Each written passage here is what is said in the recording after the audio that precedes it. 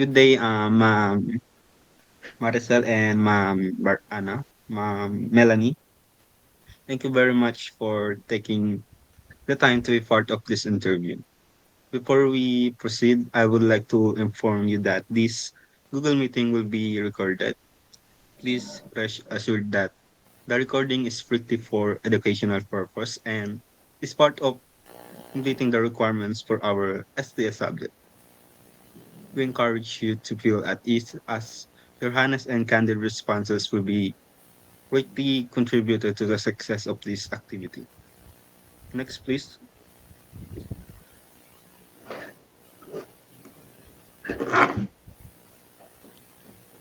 Allow me to introduce myself. I am Brian Villanueva, and I'm joined by my group mates, Stephen J. Barbas, Justin Braun, Piljan Delinia, and Lahir Misura.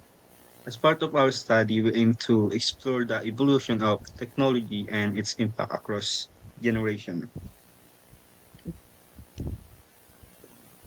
Next, please. For today, we have three objectives. Understand the technologies used in the past. Dito, intindihan natin yung mga technology na ginamit sa mga nakaraang taon. And second, we have compared them to today's technologies. After understanding the technology that we used in the past, we will compare them to modern technologies that we use today. And lastly, we have reflect on the evolution of technology over time. Uh, Alam po namin na malaki ang nagiging pagbabago ng teknolohiya sa paglipas ng panahon at nais po naming malaman ang inyong mga karanasan tungkol dito. Your valuable insight po will not only help us fulfill our academic requirements but sa pamagitan nito, mas better natin ma-appreciate yung progress ng technology natin at yung role nito sa pag-shape ng mga buhay natin in our everyday lives. Once again, thank you for participation. Let us begin.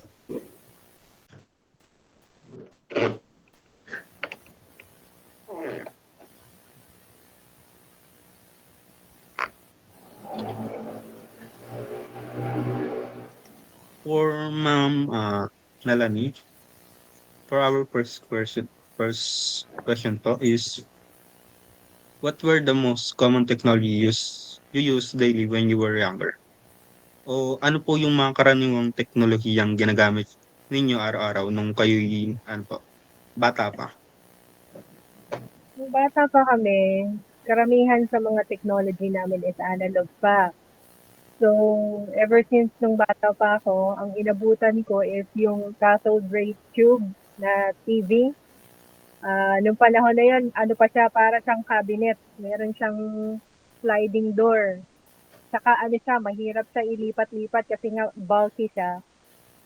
Tapos, aside from that, wala pang cellphone nun, nung maliit pa ako. Pero syempre, eventually, um, nag-advance na yung technology. So, dati ang mga ginagamit lang namin is analog radio, analog telephone, um, typewriting, diba? Film camera, o yung tinatawag nila na Kodak. Tapos eventually, nung latter years, around, kasi nag-umpisa lang naging digital nung around late 80s, early 90s. So, doon na nagsimula, nagkaroon kami ng cellphone. Nung panahon na yun, 5210 pa. Yung may antenna pa. Hindi naman kami mayaman eh. So, hindi namin afford. Actually, bigay pa yun ng tita namin na may kaya. Tapos, yun, eventually, nung nakapag-abroad yung kapatid ko, yan, naka-afford na kami nung 3210, medyo modern. Tapos hanggang sa paliit ng paliit. Naalala ko nung college ako, ang huling phone ko noon, nung college pa, yung hindi ko binili is 8210. Yun, pamana sa akin ng kapatid ko nag-abroad. Tapos, ah, sa paggawa ng mga research paper, typewriter ang gamit namin. Ito. So, yun lang naman, yung mga usual na ginamit namin noong mga panahon namin. Thank you po for answering our question. And for Ma'am, ano naman po, Maricel, ah, same question po. Ano po yung mga karaniwang teknolohiyang ginagamit ninyo po araw-araw nung kayo ay mas bata pa po? Wala. Kasi ano lang kami nun eh. More on, laro lang kami ng mga simpleng laro yung katulad ng mga ano ba yung tumbang preso, ganon. And then yung wala naman kaming mga ano pa nun eh. Mga mga gadget na araw-araw naman ginagamit. Puro lang kami naglalaro ng mga simpleng laro lang na yung tumba na ano ba yung laro na ginaming nilalaro, yung mga patintero. Yung ganun lang, simpleng ano lang. Pero masaya kami nung bata pa kami. Wala naman kaming masyadong mga ginagamit na mga ano noon eh. Yun lang.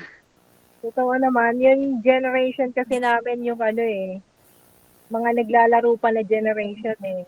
Puro laro lang. Unlike ngayon na more on gadgets, lagi na lang indoors yung mga bata. Kami nung mga bata pa kami, lahat ng klase ng laro na experience namin.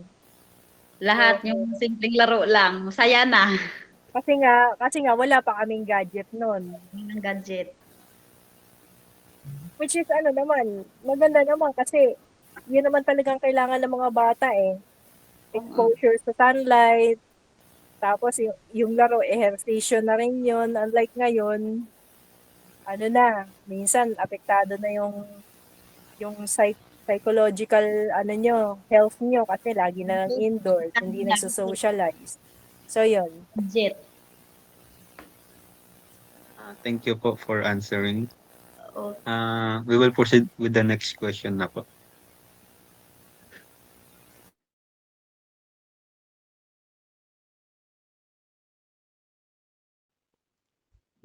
Thank you for answering our question po. We will proceed with the next question. Next, please.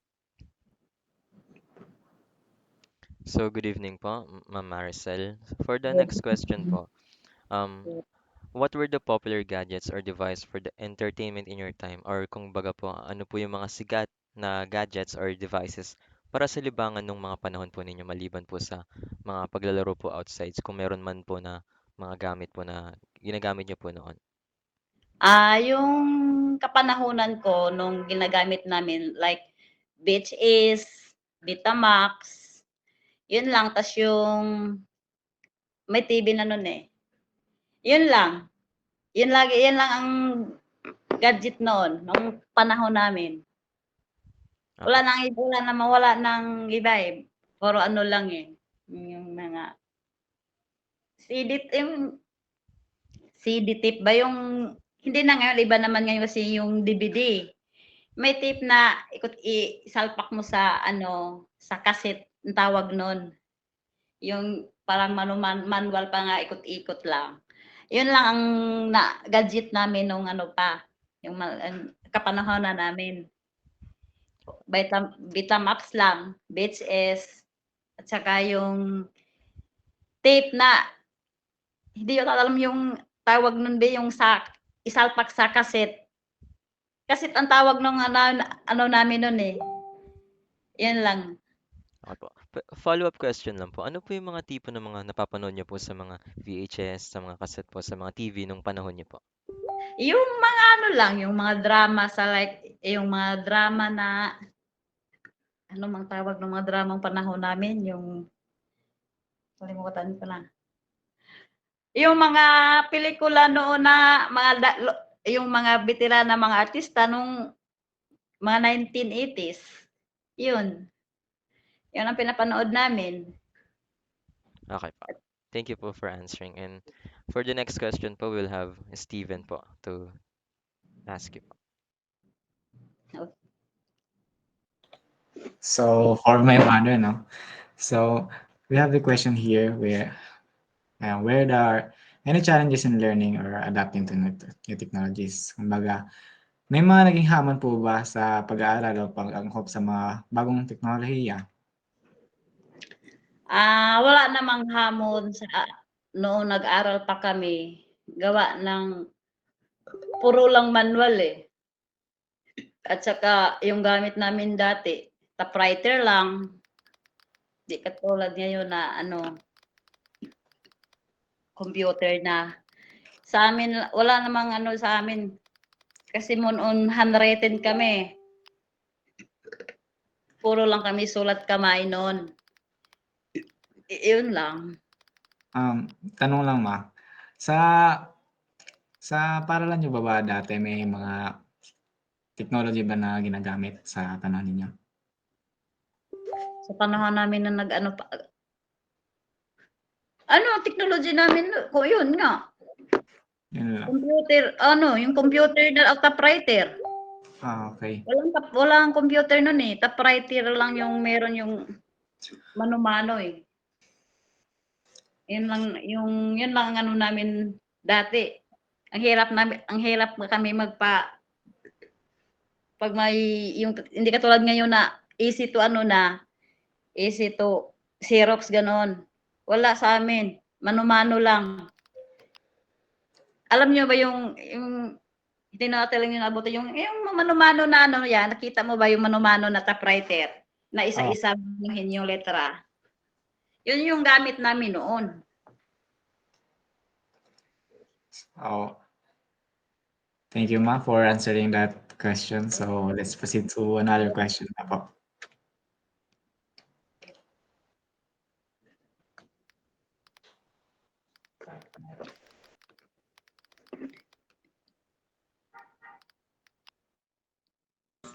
So for the fourth question po, how do you think that technology of your time compares to what we have today? Kumbaga, paano po ninyo kinukumpara yung teknolohiya noong panahon po ninyo sa teknolohiya natin ngayon? Ang ikukumpara ko ngayon, ngayon, yung high-tech, yung sa amin manual, mano-mano lang yung amin noon eh. Ngayon, sa kapanahonan ngayon, puro high-tech na, di ba? Yun yung, yun ang ngayon. Kukumpara ko sa ngayon at noon. Puro high-tech na ngayon eh. At lahat automatic, ganon. Sa amin noon, mano-mano, manual, ganon. Wala kaming, yung proseso namin noon, mas mabagal kaysa ngayon. Ngayon, mabilis na eh. Yung kapanahonan namin, mabagal. Gawa ng puro manual ang mga gamit namin noon. Yan lang po.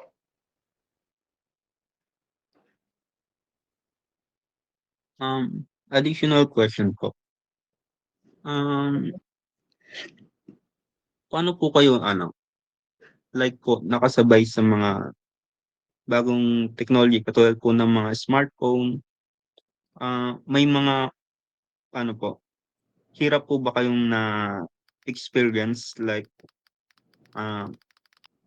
yung inalam niyo po kung paano gamitin po yung bagay na yun or yung application na po na yun?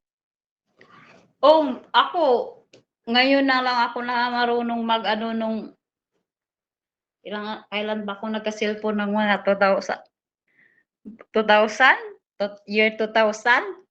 Yung namin cellphone doon, yun na 1100, 3210. Tapos yun, nagkaroon ako ng cellphone na mga smartphone. Itong 2011. Hirap din ako gawa ng, siyempre hindi kami sanay sa mga ganong gadget, gawa ng sa amin. Iba naman yung gamit namin noon. Keypad. Tapos ngayon, touchscreen na eh. Mahirap din aralin. Pero natutunan man din kasi high-tech na eh. Mabilis ang proseso sa ano mga high-tech. Pero yung sa ano namin keypad, dati black and white pa nga yung gamit namin eh. Mahirap din aralin yung mga gadget nyo ngayon na. Kasi puro na, anong tawag nun, yung daming kulikutin ba, ay yung dami bang ganuhin? Daming kulikutin, ano ba tawag nun? Mabagal ako sa ano ngayon pagdating sa mga gadget at ayun, napag-aralan man din. Kasi iba ang ano namin eh. Iba ang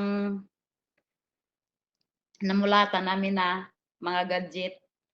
Kaya ngayon, yung sa mga ginagamit ko na ano, na cellphone, nitong ano lang, 2011, hirap din aralin. Tulad sa ano, mas mabilis na aralin namin yung mano-mano, gawa na yun ang nakasanayan namin nung kami bata pa. Yun lang po. Wala namang, yun lang. Thank you po for answering our question. We will Okay. proceed with the next po. I think this is the last. So, with technology advancing so quickly, do you think we're heading towards a future where it will solve more problems or create new ones? Kumbaga po, ngayon po bang madalas na po ay papataas na po palagi yung pag-process ng mga technology sa panahon nga po natin. Sa tingin niyo po, papunta po ba tayo sa future kung saan dahil po sa technology, magpo-provide po ito ng mga marami pang solusyon para sa mga problema natin o magkakagawa lang po ito ng mga bagong problema kagaya po siguro po yung sa mga bata nga po na addict na po sa technology. Sa tingin niyo po, makakagawa po ba ng problema or more makakagawa ng solusyon yung technology? Para sa akin, parang gagawa ng problema, gawa ng sa kalusugan, di ba? Babad sa gadget. Puyat. Puyat ka, hindi natutulog. Siyempre, nakakahina din ng immune system yung mga ganon. Yung lagi nakababad sa mga gadget. Hindi na sila, yung mga bata ngayon, hindi na sila nakapaglaro, nakapag-ehersisyo, gawa ng nakatutok sila sa gadget ngayon. Kasi andyan na yung mga ano, lahat ngayon eh. Di ba sabi ko nga, mga high-tech na ngayon, marami na silang pinapanood, tas hindi na nila nalagaan sarili na kasi tutok na sila sa mga gadget. Para sa akin, parang nakakag-ano ng problema eh. Kasi kadalasan sa mga bata ngayon, late na matulog. Yung pagkain, hindi na makakain ng maayos, gawa ng puro na lang gadget. Yan lang. Para sa akin, nakakaano talaga yan sa, parang naka-ano ng problema yung ano ngayon, para sa akin. Okay po, thank you for that question. And so that's the end of the questions po. And for conclusion po, we have Brian po. Thank you po. You're welcome. Thank you for your time po. And we truly appreciate po. Okay, you're welcome. You're welcome. Thank you po. Merry Christmas. Merry Christmas po. Thank you po. Sin sa inyo lahat. Bye Bye po. po. Bye. Po. Good Bye-bye night. po. Thank you po. You're welcome. Sige, ma'am. Okay. Good morning po, Ma'am Melanie. Thank you. Thank Morning. you very much for taking your time po ulit to be part of this interview. You're As welcome. I said po yesterday, this meeting will be recorded solely for the purpose of uh, educational purpose po. So, I'm Brian Villanueva with Play po. Let's proceed with the interview question.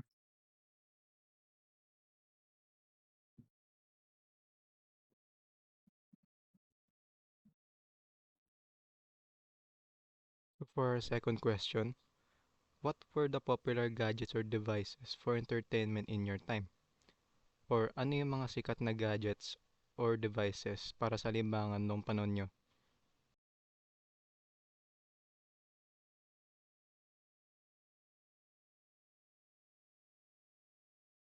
Nung panahon namin, kahit na wala kami, babanggitin ko na rin. PlayStation, ah, family computer, brick game, Tamagotchi, tapos VHS, DVD, tsaka yung mga CDs na uso na rin. So, dati, since kakaumpisa pa lang ng digitalization, mga 2D pa lang yung mga games namin. So, yung mga games namin noon, Super Mario, Tekken, Street Fighter, yan, mga ganon. Tapos, syempre, yung sa brick game, yung Snake, tapos yung Tetris, ganon. Okay, Yun, so aside dati from po, nung maliit that, kayo, meron po syempre, ba yung kayong mga laro sa devices labas, na ganon. ino-own dati?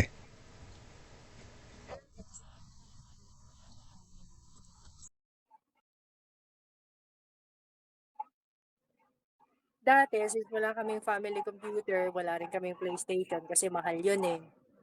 Ano, nung nauso yung brick game, yung mga na-afford lang namin, brick game, ganyan. Yan ang pinaka-digital entertainment namin dati. Siyempre yung TV, meron naman kami noon, yung ano pa, yung humpback pa. Tapos, radio.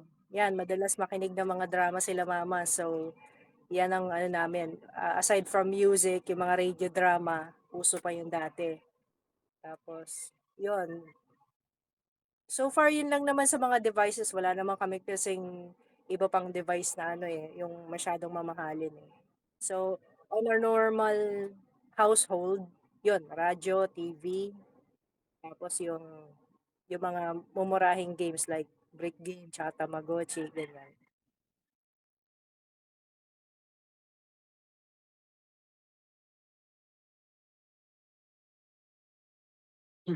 For our next question po, were there any challenges in learning or adapting to new technology?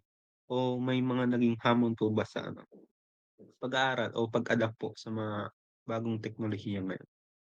Para sa amin wala, kasi yung generation namin yung parang success sa digitalization eh. So hindi naman yung digitalization naman during that time, hindi naman biglaan. Paunti-unti siya. So nung college na kami, meron ng computer. Kaya nakakapagpa-print na kami, although yung connectivity namin dati dial up pa, so sobrang bagal. For saving projects or works, meron kaming floppy disk. Pero ano lang, wala pang 1 gigabyte, malaki na sa amin yun. So, yun, mabagal pa rin, pero somehow na-introduce na kami nun during college. Tapos, ngayon lang naman bumilis eh, nung tumungtong na ng ng 2000, year 2000 onwards. So, dadaanan naman namin yun, hindi naman biglaan. So, wala masyadong challenge. Thank you for answering our questions po. Let's How proceed do you with the think the next. technology of your time compares to what we have today? Or paano nyo ikukumpara yung teknolohiya nung panahon nyo sa teknolohiya na meron tayo ngayon?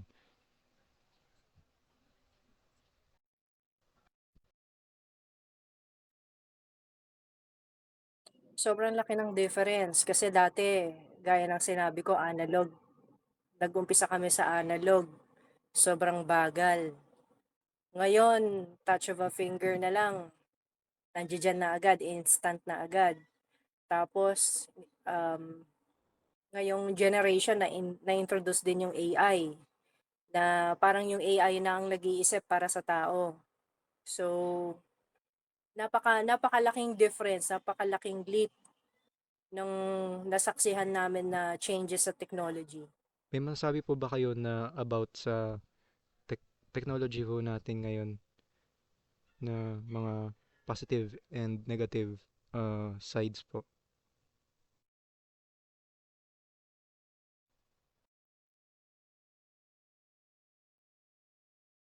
Oo, maraming maraming positive kasi unlike sa'min dati nung nag-aaral pa kami nung college, pagka may kailangan kaming i-research, kailangan naming personal na pumunta sa library. So, manual talaga, kailangan talaga libro. Unlike ngayon, puwedeng e-book na, digital na lahat, isang click mo lang sa Google, mase-search mo na kung ano yung gusto mong malaman.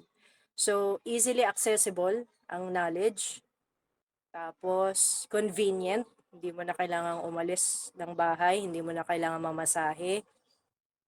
Tapos time saving, kasi nga instant, 'di ba? Isang isang click mo lang, nandiyan na agad yung information.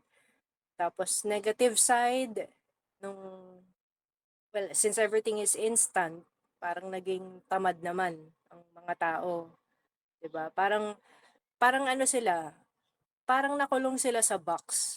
Kasi parang na-hinder na yung creativity, hindi na sila masyado nag-iisip kasi andiyan naman si Google, 'di ba?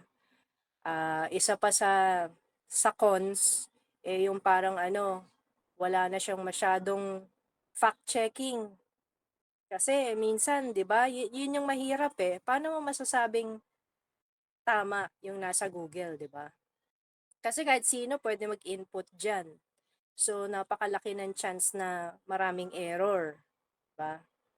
Unlike pag libro, ini-edit, kina-copyright, chine-check lahat ng sources.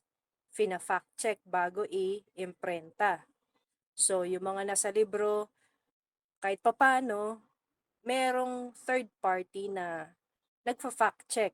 Kaya, makakaano ka, reliable ang libro. Tsaka yung mga nagsusulat kasi ng libro, talaga mga expert yan, nag-aral yan, doktor. 'Di ba? Bago ka magkapagsulat ng libro, kailangan nag-doctorate ka. So, yun yung malaking disadvantage. Another thing is, gaya ng nasabi ko, lalo na nagkaroon ng AI, ano na, naging tamad na mag-isip yung mga tao. Hindi na sila creative. Kasi pwede namang gawin ni AI eh. Bakit pa ako mag-iisip, di ba? Parang ganon. Nagkakaroon ng dependency sa technology masyado.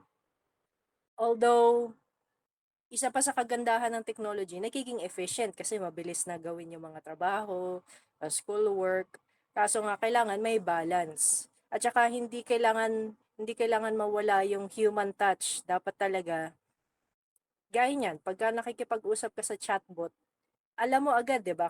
Kahit sabihin natin na mag-pretend yung chatbot na human, malalaman at malalaman mo pa rin eh kung yung kausap mo robot lang o tao.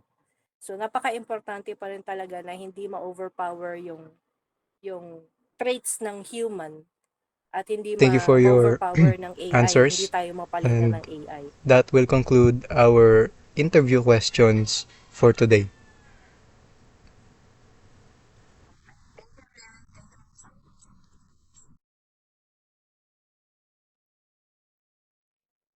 Okay, thank you rin. Thank you rin sa opportunity na mag-share ng experiences namin before at mai-relay sa mga kabataan ngayon sa technology experiences niyo. Thank you po. You're welcome. Bye-bye. Tapos na ba? Bye po. Ay, okay, bye. Bye po. Before we end our meeting this day, I would like to ask this question for all the audience who will watch this video. With technology advancing so quickly, do you think we're heading towards a future where it will solve more problems or create a new one?